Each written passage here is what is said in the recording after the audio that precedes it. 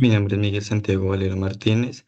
Hoy vengo a presentar el proyecto de análisis de probabilidad estadística que nos dejó el profesor como actividad entregable en la unidad número 1.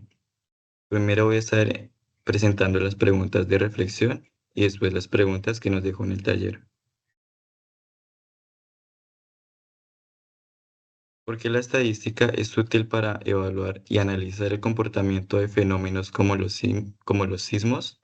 Bueno, la estadística organiza y resume grandes datos para identificar patrones, tendencias y relaciones, permitiendo entender y prever el comportamiento de los sismos. ¿Cómo puede ser las medidas estáticas ayudar a determinar las causas y consecuencias de un problema? Las medidas de tendencia central, dispersión y correlación convierten datos en evidencias concretas, relevando causas y evaluando consecuencias. ¿En qué forma un estudio probabilítico sobre un fenómeno que puede resultar útil para explicar otros fenómenos similares? Permite calcular probabilidades y generar resultados a casos parecidos, creando modelos de riesgo que nos ayudan a prevenir eventos similares en otras zonas o edificios. Ya aquí pasamos a las preguntas del taller. Bueno, empezando. Después de todo el análisis que se hizo, se puede concluir que el colapso del edificio no fue algo casual, sino que resultó de varios factores que se fueron combinando con el tiempo. Usando estadística, pudimos identificar claramente cuáles fueron las principales causas. Primero vimos que la zona siempre ha tenido una población bastante estable. En promedio viven alrededor de 10.880 personas, que es la misma media y la mediana. La moda no hay porque no hay otro número que se repita en los datos. Bueno, eso nos dice que el edificio colapsó en un lugar donde había mucha gente, por lo que es muy importante tomar medidas serias para proteger a los habitantes. Sobre el suelo, encontramos que su resistencia promedio fue de 12,6 MPa, aunque ese valor no es malo para un suelo de arcilla. Sí notamos que había bastante diferencia entre los puntos medios.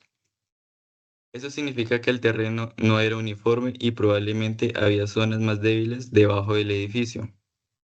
Uno de los resultados que más me llamó la atención fue la fuerte relación que existe entre niveles de agua subterránea y la resistencia del suelo. Cuando el agua está más cerca que la superficie, el suelo pierde resistencia.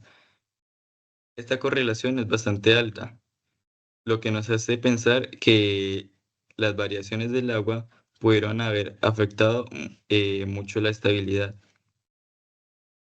En cuanto a los terremotos, la magnitud promedio fue 5,36. No son sismos extremadamente fuertes, pero sí vimos cuánto el terremoto que es más grande. Suele haber más réplicas después. Esto generó una especie de fatiga constante en la estructura del edificio durante varios años. En resumen, se cree que el colapso ocurrió por la combinación de suelos de arcilla que no era uniforme, los cambios en el nivel freático y los efectos acumulados en los sismos. Todos estos factores fueron debilitados poco a poco el edificio de 20 pisos hasta que falló. Y por eso la recomendación más importante es que se implementen un monitoreo constante de suelos, del agua subterránea y la actividad sísmica de la zona. Además, hacer unas revisiones periódicas al edificio, a unos edificios antiguos. De esta manera se puede evitar algo así para evitar que vuelva a pasar. Para concluir, después de todo el análisis que se hizo, podemos decir que el colapso de un edificio no fue un accidente, fue el resultado de varios factores que se fueron acumulando con el tiempo. Vimos que el suelo tenía una resistencia promedio aceptable de 12,6 MPa, pero no era uniforme. Había zonas más débiles. Además, descubrimos que una relación muy fuerte entre el nivel del agua subterránea y la resistencia del suelo.